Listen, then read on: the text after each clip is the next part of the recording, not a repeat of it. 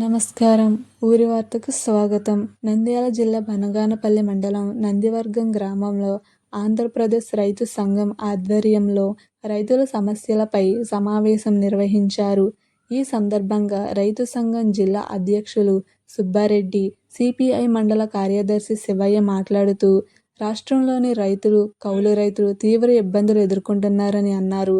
రైతులకు 2 లక్షల వరకు రుణమాఫీ ప్రకటించాలని, పంటలకు గిట్టుబాటు ధరలు కల్పించాలని, కౌలు రైతులకు సులభంగా పంట రుణాలు అందించాలని ప్రభుత్వాన్ని కోరారు.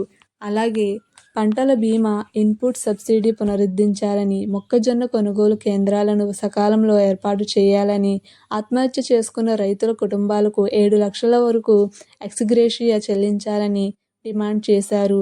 జూన్ 30న విజయవాడ ధర్నా చౌక్లో నిర్వహించే మహాధర్నాకు రైతులు, కౌలు రైతులు పెద్ద ఎత్తున పాల్గొని విజయవంతం చేయాలని రైతు సంఘం నాయకులు పిలుపునిచ్చారు. ఈ కార్యక్రమంలో సిపిఐ నాయకులు, రైతు సంఘం ప్రతినిధులు, గ్రామ రైతులు పాల్గొన్నారు. ఇలాంటి తాజా స్థానిక వార్తల కోసం ఊరి వార్తను ఫాలో అవ్వండి. రుణాలు ఇవ్వాలని ఈ నెల 30 తారీఖున ఆంధ్రప్రదేశ్ రైతు సంఘం ఆధ్వర్యంలో జరిగే ధర్నాను జయప్రదం చేయాలని నందివర్గం రైతులకు విజ్ఞప్తి చేస్తూ ఉన్నాం.